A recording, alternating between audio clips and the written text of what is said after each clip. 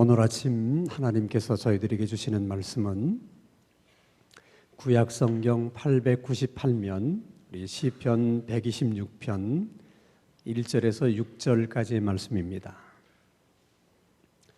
구약성경 898페이지 시편 126편 1절에서 6절까지의 말씀을 제가 봉독합니다. 하나님의 말씀을 경청하시기 바랍니다. 여호와께서 시온에 포로를 돌려보내실 때에 우리는 꿈꾸는 것 같았도다. 그때 우리 입에는 웃음이 가득하고 우리 혀에는 찬양이 찼었도다.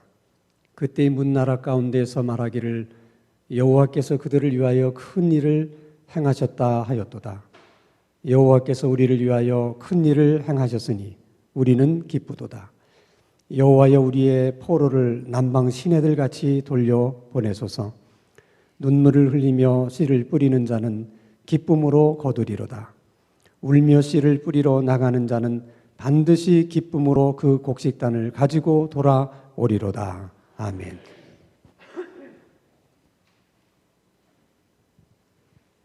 아, 2019년 올해는 우리가 일본으로부터 해방된 지 또 74주년이 되는 해이기도 하고 또 3.1운동이 일어난 지 100주년이 되는 아주 뜻깊은 해입니다. 그런 것에 비해서 우리 사회에 서로 반목하고 또 갈등의 골은 점점 더 깊어지는 것 같아서 많은 걱정이 됩니다. 특히 경제는 한 치 앞을 내다볼 수 없는 정말 위기 같은 상황을 우리가 지금 직면하고 있기 때문에 또 염려를 하지 않을 수가 없습니다. 자, 이렇게 나라가 어렵고 힘들 때 하나님을 믿는 우리들은 도대체 무엇을 할 수 있는 것일까? 이 어려운 나라를 위해서 우리가 할 수 있는 일은 무엇일까? 또 하나님은 이렇게 나라가 어려울 때 믿는 우리들에게 무엇을 요구하시는 것일까? 자, 그런 것들을 우리가 함께 생각을 해보려고 합니다. 오늘 본문인 시편 126편은 이스라엘 백성들이 바벨론 포로로 잡혀가서 70년의 포로 생활을 하다가 정말 다시 고국으로 돌아와서 예루살렘의 땅을 밟으면서 그 기쁨과 감격을 하나님 앞에 노래로 시로 표현한 시편입니다. 그때의 감격을 그들은 세 단어로 표현했어요. 하나는 꿈꾸는 것 같았도다. 우리 입에는 웃음이 가득 찼고 우리 혀에는 찬양이 가득 찼었다. 마치 우리나라가 8.15 해방을 맞았을 때 그 감격과 너무나도 유사합니다. 그들은 바벨론 포로로 잡혀가서 사실 많은 생각을 했습니다. 왜 하나님의 선민인 우리가 이방인들의 포로가 돼서 이렇게 치욕적인 삶을 살아가는 것일까? 생각하고 또 생각했을 때 그들에게 느끼는 생각이 있었습니다.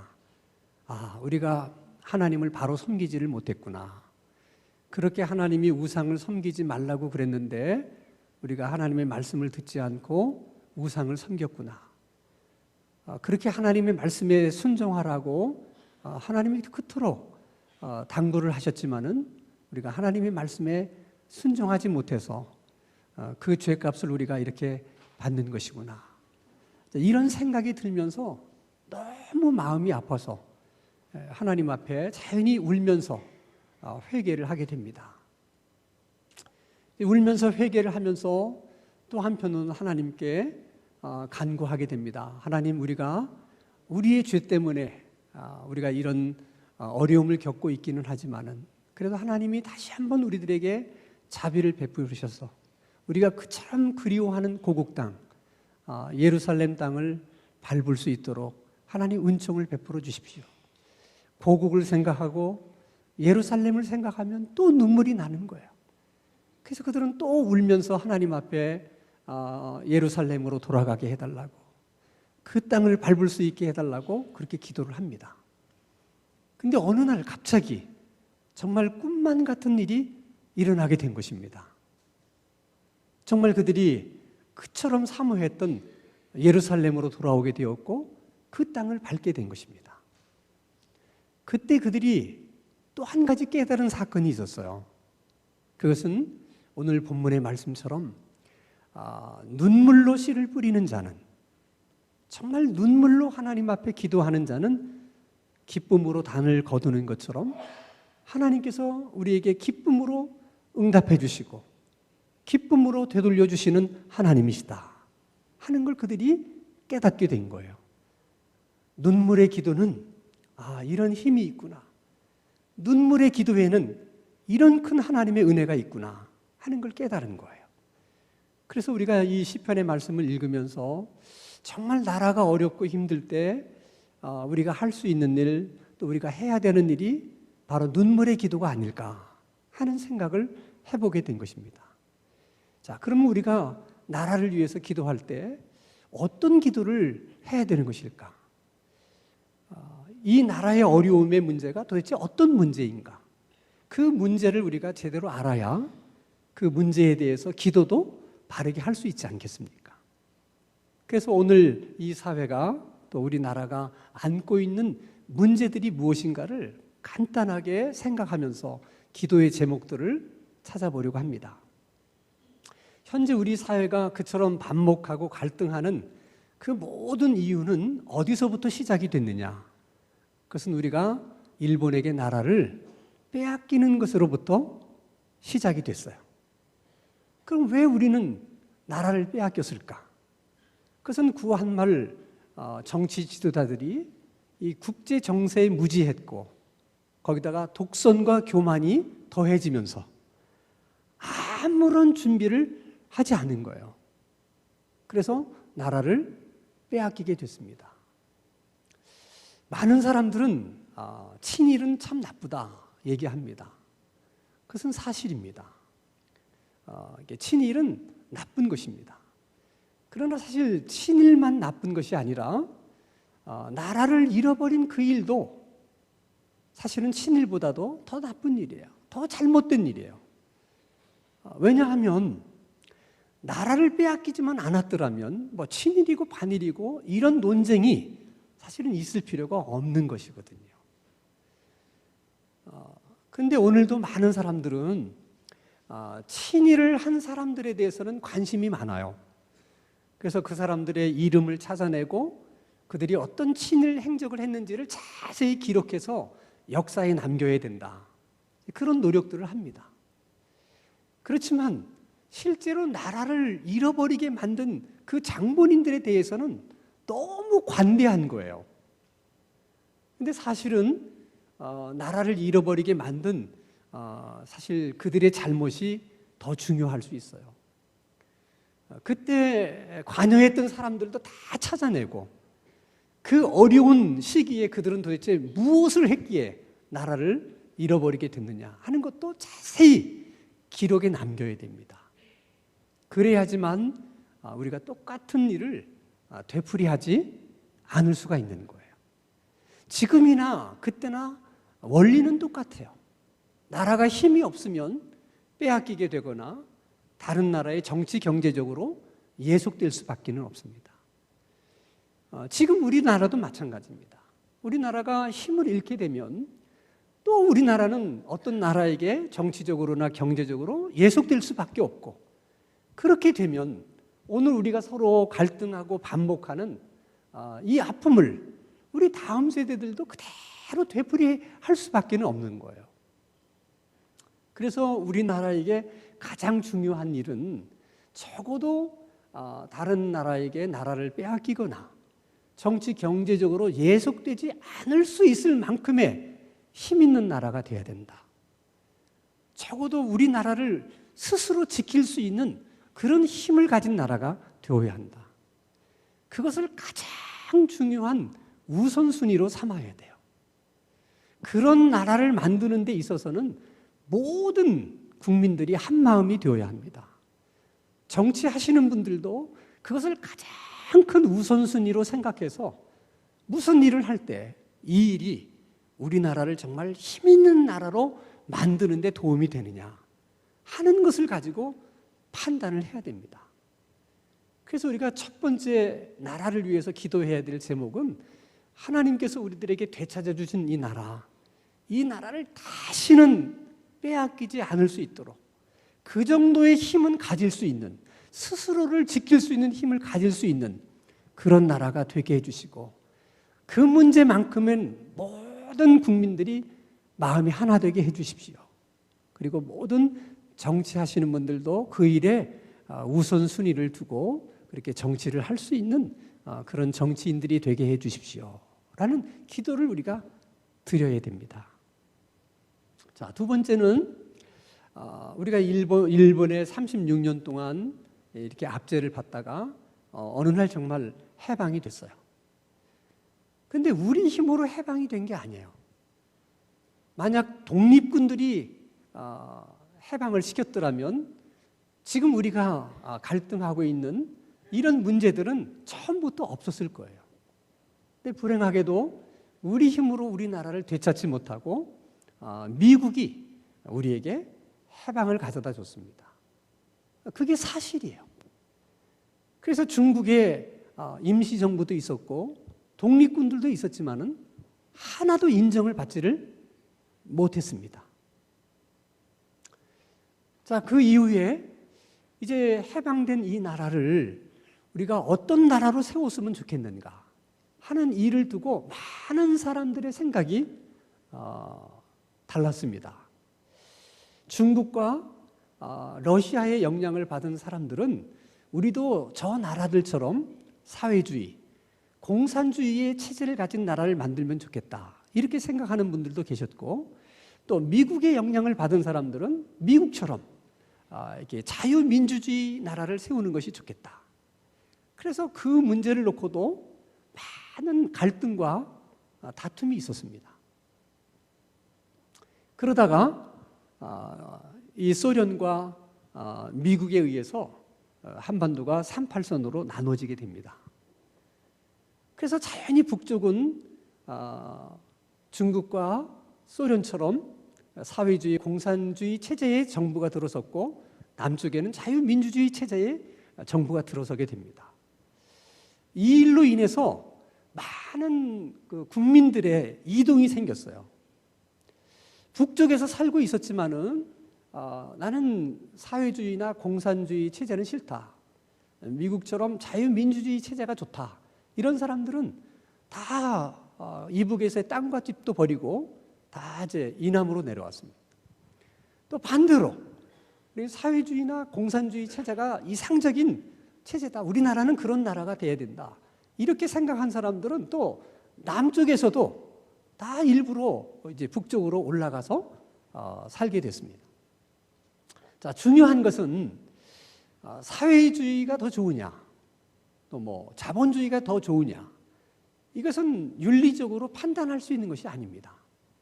그렇기 때문에 그냥 북쪽은 북쪽대로, 남쪽은 남쪽대로 서로 다른 체제를 가지고 공존하면서 선의의 경쟁 속에 지금까지 살아왔더라면 사실 우리가 지금 겪고 있는 이런 갈등은 사실 하지 않아도 되는 일들입니다. 근데 불행하게도 그렇게 서로 다른 체제가 공존하지 못하고 1950년 6월 25일에 북한의 김일성이 탱크를 몰고 이남을 정복하려고 했습니다. 다시 말하면 이남도 북한처럼 사회주의 체제를 가진 그런 나라를 만들어야 되겠다. 그래서 무력으로 그 일을 이루어내려고 했던 것입니다. 그 6.25 전쟁을 통해서 정말 상상할 수 없는 많은 희생자들이 생겼고 또 피해를 본 사람들이 생겨나게 됐습니다. 자, 북한이 남쪽도 사회주의 체제의 나라를 만들어야 되겠다 생각하고 남침을 했다는 것은 사실입니다. 그것을 통해서 우리가 한 가지 깨닫게 된 것이 있어요. 자, 북한에서 이남으로 남침을 해서 우리가 원수처럼 생각하는 일본인들을 그렇게 죽인 게 아니라 같은 동족이라고 말하는 사람들을 그렇게 많이 죽였다는 것입니다. 왜 그랬을까? 일본인들을 그렇게 죽였다면 그건 이해할 수 있어요. 근데 어떻게 같은 동족을 그렇게 많이 죽일 수 있었는가? 그것은 그들의 생각은 사실 동족보다는 공산주의 이념이 더 중요하다고 생각한 거예요. 그들이 생각하는 민족은 공산주의를 수용하는 사람이 같은 민족이지, 그것을 거부하는 사람은 민족이 될 자격이 없다고 생각했어요. 그들의 말로 반동이라고 생각한 것입니다. 그래서 그런 사람들을 이렇게 처치하고 뭐 이렇게 죽이는 일은 그것은 그렇게 중요한 일이 아니라고 생각한 겁니다. 자, 오늘 이제 우리 사회는 할 수 있으면 북한과 가까워지기를 원하고 뭔가 북한에 도움을 주기를 원하는 이제 그런 이제 정부가 들어섰습니다. 사실 같은 민족의 입장에서 어려움을 당하고 있는 민족을 위해서 뭔가 도와준다고 하는 것은 뭐 그렇게 크게 잘못된 일이 아니죠. 문제는 북한 사람들이 생각하는 민족이라는 말과 우리가 같은 민족이기 때문에 도와줘야 된다고 생각하는 그 민족이 정말 같은 뜻과 같은 생각으로 그런 말을 쓰고 있느냐 하는 거예요. 그렇지 않을 가능성이 많아요. 왜냐하면 북한은 아직도 그 옛날 생각을 바꾸지 않았거든요. 자, 그러면 지금 우리는 일본 정부에 대해서 강제징용한 사실에 대해서 사과하고 또 위안부 사건에 대해서 사과하고 배상을 해라. 그래야지만 우리가 옛날처럼 이렇게 친하게 지낼 수 있다 하고 요구를 합니다. 자, 일본이 위안부 사건을 만들었고 강제징용을 한 것도 사실입니다. 그래서 대통령이 사실에 대해서 말하는 것이기 때문에 뭐 그 사실에 대해서 또 다른 생각을 가지고 계신 분들이 있을 수는 있지만은 사실은 크게 문제될 것이 없어요. 사실을 말하는 것이니까. 그러나 문제는 이게 정책을 집행하는 대통령이나 이게 지도자들은 항상 어떤 일을 처리할 때 똑같은 기준과 똑같은 원칙으로 일을 해야만 백성들이 믿고 신뢰할 수 있다는 거예요. 근데 이때는 이런 원칙을 적용하고 또 다른 때는 다른 원칙을 적용하게 되면 무슨 다른 뜻이 있어서 그런 것이 아닐까 이렇게 의심을 하게 되고 그런 정보를 이렇게 신뢰하기가 어렵다는 것입니다. 자, 그렇다면 일본이 우리들에게 많은 피해를 준 것이 사실이기 때문에 사과하라 그리고 배상하라 이렇게 요구하는 것은 정당한 거예요. 그러면 북한과도 친하게 지내고 싶고 더 많은 것을 도와주고 싶다면 북한에 대해서도 똑같은 얘기를 해야 됩니다. 6.25 전쟁을 일으켜서 이 땅에 많은 피해를 준 사실에 대해서 사과하고 배상까지는 못한다 하더라도 다시는 그런 일을 하지 않겠다고 하는 것을 보장해라. 미사일을 많이 만들어도 우리가 일본을 향해서 쏠 수는 있지만 절대 내가 남한을 위해서는 쏘지 않겠다 하는 정도의 약속을 받아내야 된다는 것입니다. 근데 일본에 대해서는 뭐 아주 무리하고 과도할 만큼 요구를 하면서 북한에 대해서는 아무 말도 하지를 않아요. 여러분 생각해 보세요. 강제징용을 당해서 피해를 입은 사람들이 있습니다. 위안부 피해자들이 있습니다. 근데 그런 피해자들만 있는 게 아니라는 거예요. 그 공산당에 의해서 피해를 본 국민들이 아직은 이 땅에 많이 있습니다. 우리 2대 담임 목사님이 안길선 목사님도 공산군에 의해서 순교를 하셨기 때문에 우리 교회적으로도 그 아픔이 있는 사람이에요. 자, 동네 사람들이 다 지켜보는 데서 아버지를 쏴 죽인 일들이 있습니다. 그 자식들은 그 한을 지금도 풀지를 못해요. 또는 많은 사람들이 지켜보는 가운데 그 부모가 지켜보는 가운데 아들을 총으로 쏴 죽이는 일도 있었습니다. 여러분, 그 일은 아픈 일이 아니겠습니까? 똑같이 다 아픈 일이 그러면 지도자는 균형감을 가지고 일을 처리해 주어야만 백성이 또 상처를 받지 않는 거예요. 근데 이쪽만 계속해서 얘기하면 이쪽에 피해를 입은 사람들은 얼마나 마음이 한스럽겠습니까? 그래서 지도자의 위치라고 하는 것은 그래서 어려운 거예요. 좋아도 좋다는 감정을 다 드러낼 수 없고, 싫어도 싫다는 감정을 다 드러낼 수 없고, 오직 국익을 위해서만 싫어도 안 싫은 것처럼 표현할 때도 있고, 좋아도 안 좋은 것처럼 표현할 수도 있는 거예요. 그래야지 만약에 그냥 좋은 건 그냥 다 좋다고 얘기하고 싫은 건 다 싫다고 얘기하게 되면 그것은 누구나 할 수 있는 일입니다.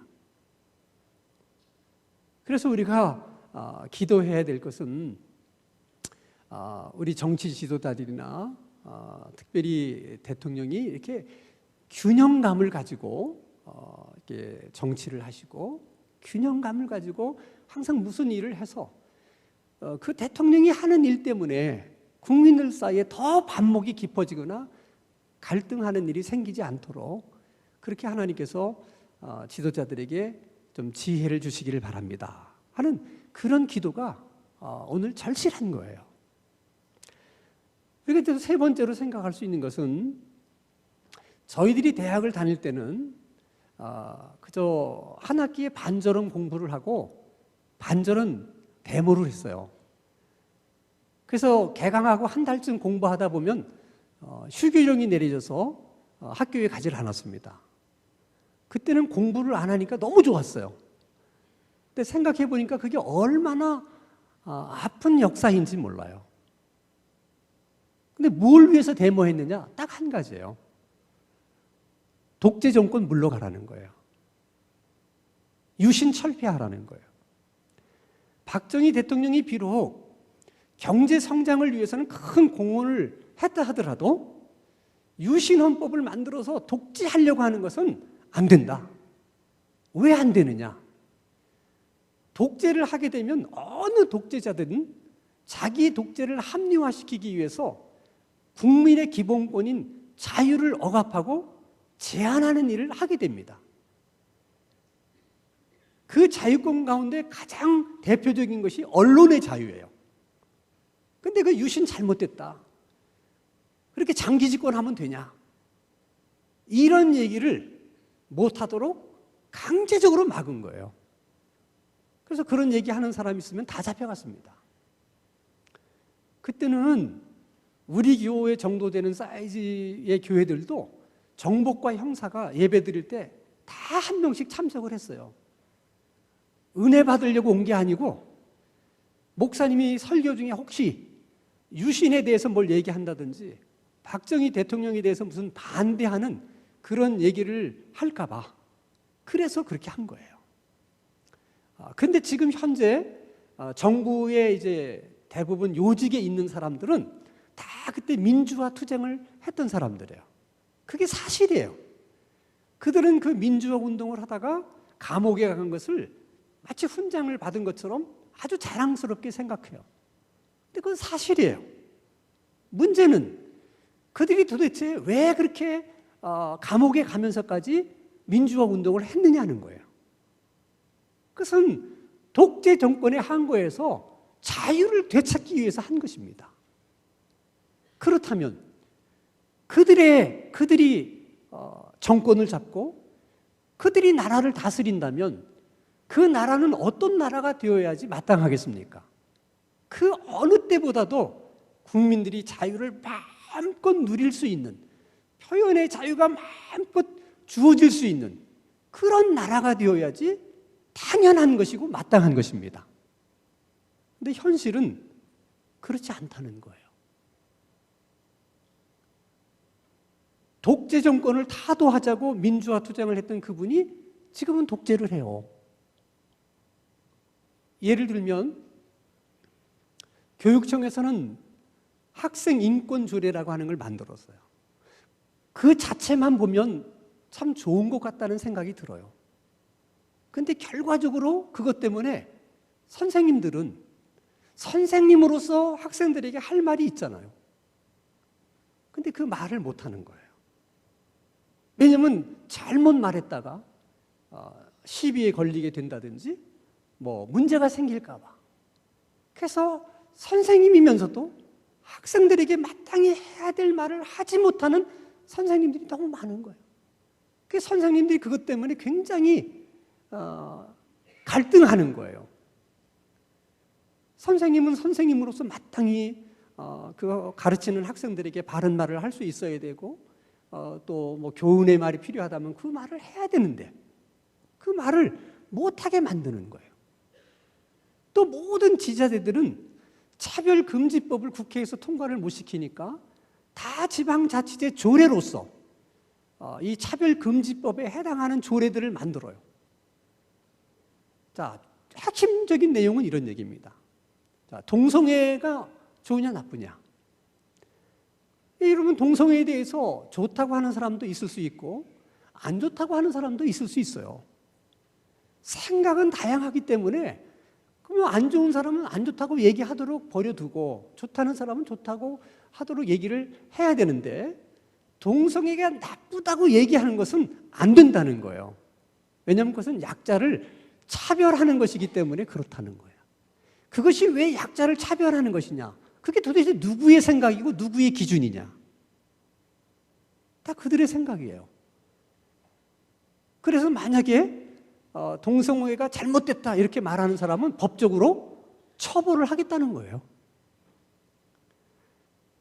그래서 옛날과 다른 것은 옛날 군사 독재 시절에는 탄압을 했는데 헌법에도 없는 무슨 긴급조치 1525 이런 걸 가지고 불법적으로 탄압을 했다면 현재 정부는 조례라고 하는 합법을 가장해가지고 보이지 않게 탄압을 하는 거예요. 또 여러분 예를 들어보세요. 대통령이 무슨 정책을 이야기를 하면 그 정책에 대해서 또 반대하는 사람이 있을 수 있어요. 사람의 생각이 어떻게 다 똑같을 수 있겠습니까? 그러면 대통령의 입장에서는 그래도 그것이 본인의 소신이고 그렇게 해야만 된다면 반대하는 사람들의 얘기를 듣고 그들을 설득하고 또 합리적인 근거를 제시하면서 설명을 해서 그렇게 해서 이 나라를 끌고 가야 되는 거 아니겠습니까? 근데 누가 대통령의 정책에 대해서 반대를 하면 대통령을 지지하는 수많은 사람들이 그 한 사람을 집중적으로 공격을 합니다. 입에 담을 수 없는 말로 모욕감을 줘요. 그때 대통령이 어떻게 해야 되는 것입니까? 제가 만약 대통령이라면 그럴 것 같아요. 여러분들이 나를 이렇게 지지해 주는 것에 대해서는 늘 고맙게 생각합니다. 그러나 우리나라는 표현의 자유가 보장된 나라이기 때문에 대통령의 정책이 아무리 좋아도 다른 생각을 가질 수 있는 사람이 있습니다. 또 그러니까 그분들이 그런 얘기를 할 수 있는 것입니다. 그러니까 그분들이 그런 이야기를 하더라도 여러분들이 공격을 해서는 안 됩니다. 그렇게 얘기를 해줘야 되는 거 아니겠습니까? 근데 대통령이 몰라서 안 하시는 건지 또 알면서도 그러는 건지 그게 확실치가 않아요. 근데 만약 알면서도 그냥 내버려 둔다고 하는 것은 지지자들을 이용해서 지금 독재 정치를 하고 있는 거예요. 여러분, 자유라고 하는 것은 하나님이 우리들에게 주신 최고의 권리예요. 이 자유를 잃어버리면 우리 신앙생활도 할 수가 없습니다. 그래서 우리가 어떤 일이 있어도 하나님이 주신 자유는 지켜야 돼요. 그걸 위해서 여러분 기도하셔야 돼. 그리고 이 나라가 독재 정부가 되지 않도록 여러분 기도하셔야 돼. 그리고 우리는 대통령을 지내신 분들이 감옥에 가는 것을 보면서 얼마나 많이 마음 아파하고 또 우리가 또 슬퍼했습니까? 하나님, 이런 슬픈 역사가 다시는 우리나라에서 되풀이되지 않도록 이 정부를 지켜주시고 또 바르게 인도하여 주시옵소서. 우리가 꼭 기도하셔야 돼. 자, 한 가지 더 우리가 생각해 볼 것은 일본이 그 아시아의 많은 나라들 가운데서 어떻게 그렇게 가장 부강한 나라가 될 수 있었느냐? 그것은 일본이 러시아나 중국과 손잡지 않고 당시 가장 강력한 나라인 영국과 손을 잡았기 때문에 그렇게 부강한 나라가 될 수가 있었습니다. 자, 6.25 세계 제2차 세계대전이 일어났을 때 일본이 고민하기 시작했어요. 끝까지 영국과 손을 잡고 갈 것이냐, 아니면 독일과 손을 잡을 것이냐. 근데 판단을 해보니까 영국은 그때 지는 별 같고 독일은 뜨는 별 같은 거예요. 그래서 일본이 독일과 손을 잡습니다. 그래서 결국 여러분 일본이 망한 거예요. 만약 그때도 일본이 계속해서 영국과 손을 잡았더라면 지금 대부분의 아시아 국가들은 아마 일본 연방에 속해 있는 그런 나라들이 됐을지도 몰라요. 어느 쪽과 손을 잡느냐는 것은 국운과 직결된 문제입니다. 자, 우리나라가 오늘날처럼 이렇게 부강한 나라가 될 수 있었던 이유가 뭐냐? 똑같아요. 우리가 미국과 손을 잡았기 때문에 그래요. 미국과 손을 잡았기 때문에 일본도 우리를 도와준 거예요. 미국은 생각하기를 남한 정부를 자기 나라들처럼 자유민주주의, 자본주의 체제의 나라를 만든다면 일본과 한국과 미국이 연맹을 해서 이렇게 북한과 중국과 소련을 아주 효과적으로 이렇게 견제를 할 수 있겠다. 그들은 사실 자기들의 정치적인 판단과 이익을 위해서 그렇게 우리를 도와준 것 뿐이죠. 어쨌든 그래서 우리는 정말 자원도 없었고 기술도 없었고 아무것도 없는 바닥에서 오늘날처럼 이렇게 경제대국이 될 수가 있었던 것입니다. 중요한 것은 요즘에 와서 2차 세계대전 당시에 일본이 고민했던 것처럼 지금 우리 정부가 똑같은 고민을 하고 있는 거예요. 미국과 계속 손잡고 갈 것인가? 아니면 이참에 중국하고 갈아탈 것인가? 이거는 여러분 국운이 걸린 문제이기 때문에 여러분 기도를 많이 하셔야 돼요. 하나님 잘못된 선택을 하지 않게 해주시고 하나님 아시지 않습니까? 잘못된 선택을 하려고 하면 어떤 방법으로든지 하나님이 막아주셔야 됩니다. 이 기도가 우리에게 절실히 필요한 거예요. 나라가 힘드니까 때로 어떤 사람들은 촛불을 들기도 하고 또 어떤 사람들은 태극기를 흔들기도 해요. 촛불을 드는 일도 소중한 일이고 태극기를 흔드는 일도 참 소중한 일이에요. 그러나 예수 믿는 사람의 입장에서는 촛불을 들기보다는 기도의 횃불을 드는 일이 더 중요해요.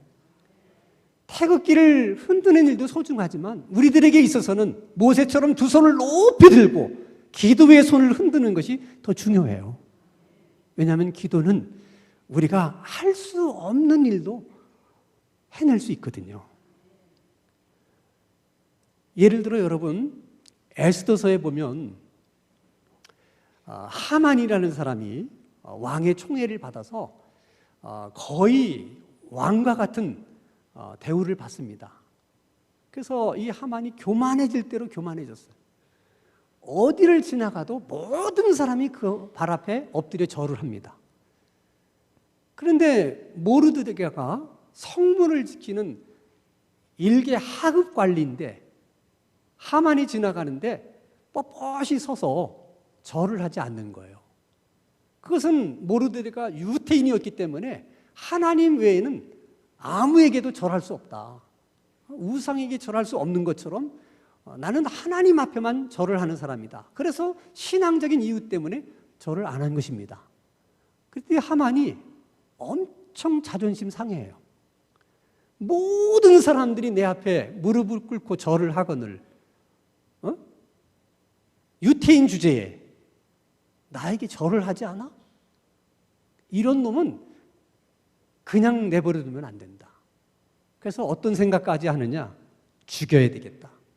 아주 죽이는 것도 아주 확실하게 죽여야 되겠다. 이렇게 생각을 해서 치밀한 계획을 세워서 자기 집 마당에다가 그 모르드게를 목매달아서 죽일 이 교수들을 친히 제작을 했어요. 자기 집에서 그 죽는 거를 보겠다는 거예요, 자기가. 근데 이상한 사건이 생기면서 반전이 일어나요. 자, 에스더서 7장 9절입니다. 왕을 모신 내시 중에 하르보나가 왕에게 이르되 왕을 위하여 충성된 말로 고발한 모르드게를 달고자 하여 하만이 높이가 50규빗 되는 나무를 준비하였는데 이제 그 나무가 하만의 집에 섰나이다. 왕이 이르되 하만을 그 나무에 달라 하매 모르드게를 매달려고 한 나무에 하만을 다니 왕의 노가 그치니라.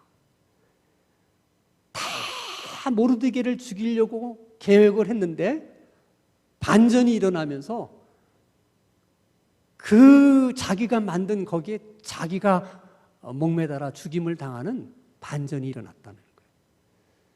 그래서 여러분 잠언서 16장 9절에 하나님이 이렇게 말씀하십니다. 사람이 마음으로 자기의 길을 계획할지라도 그의 걸음을 인도하시는 이는 여호와시다. 사람이 이렇게 하겠다 저렇게 하겠다 마음으로 많은 계획을 하고 생각을 해도 그 일이 이루어질 것이냐 안 이루어질 것이냐, 일이 될 것이냐 안 될 것이냐는 것은 하나님의 손에 있다는 거예요. 그렇기 때문에 우리는 무엇보다도 하나님 앞에 기도해야 되는 거예요. 그래도 하나님께서 우리를 보고 기도하라고 하는 것은 아직은 희망이 있다는 거예요. 여러분 모든 게 때가 있는 거야. 여러분 병도 초기에 발견을 해서 치료를 받아야 빨리 나을 수 있는 가능성이 많아요. 이미 병이 깊어지면 치료하기가 어려워. 기도도 마찬가지예요, 여러분. 그러니까 여러분 다니는 회사가 어려워져서 문 닫기 전에 그 회사가 잘 될 수 있도록 여러분의 기도가 필요한 거예요. 나라가 전체적으로 경제적으로 어려워져서 모두가 고통을 당하기 전에 그 전에 우리가 기도해야 되는 거예요. 그러니까 여러분이 어느 자리에 있든지 새벽에 나와서 기도하든 수요일 저녁에 나와 기도하든 또 집이 멀면 가까운 교회를 나가서라도 위기를 겪고 있는 이 나라가 안정을 찾을 때까지 그냥 계속 기도하세요. 기도하다가 울기도 하시고 또 울면서 기도하시고 울면서 씨를 뿌리는 자는 기쁨으로 단을 거두리로다. 이 하나님의 은혜가 우리 모두에게 있어질 수 있기를 주님의 이름으로 축원합니다. 거룩하신 하나님 아버지, 우리가 남을 비판하고 비난하는 일에는 쉽게 마음이 끌리면서도 기도하는 일에는 마음이 없는 저희들을 긍휼히 여겨 주시옵소서. 기도하는 일이 어렵다고만 생각하지 않게 해주시고 눈물의 기도에는 반드시 기쁨의 응답이 있다는 것을 생각할 수 있게 하여 주시옵소서. 우리 모든 성도들에게 기도할 수 있는 은혜를 주시고 그리고 우리 기도에 눈물이 있게 하여 주시옵소서. 예수 그리스도의 이름으로 기도하옵나이다.